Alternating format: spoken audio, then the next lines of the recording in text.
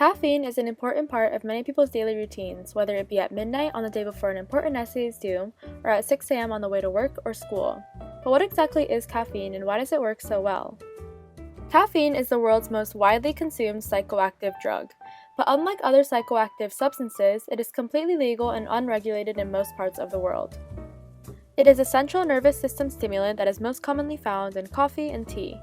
Caffeine molecules are very similar in structure to a biochemical called adenosine, and because they are so similar, they work in similar ways.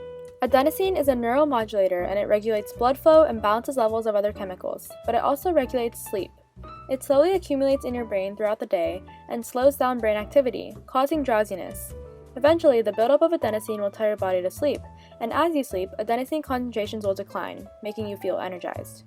Caffeine mimics the shape and size of adenosine molecules, and it is able to bind to the same receptors that adenosine usually binds to. This prevents adenosine molecules from binding to the adenosine receptors, preventing you from feeling sleepy.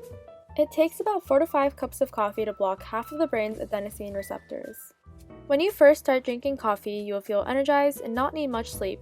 As you continue to drink coffee over time, however, your brain will respond by creating more adenosine receptors, and more caffeine will be required to prevent drowsiness. This is why when you stop drinking coffee, you may feel even more tired than you did before. Simply put, more adenosine is binding to your adenosine receptors.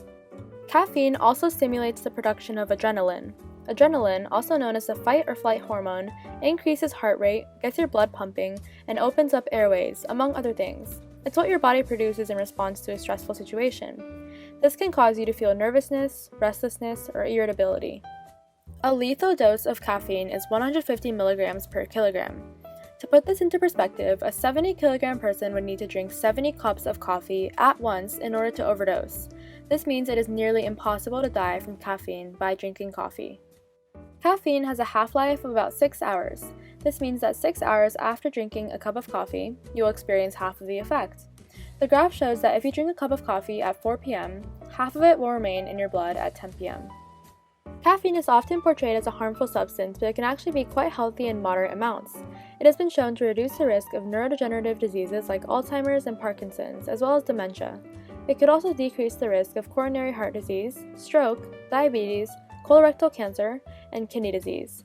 Interestingly, dark roast coffee decreases breakage in DNA strands.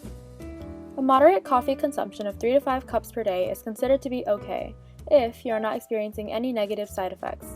If you're a coffee lover, you do not need to consider giving it up anytime soon.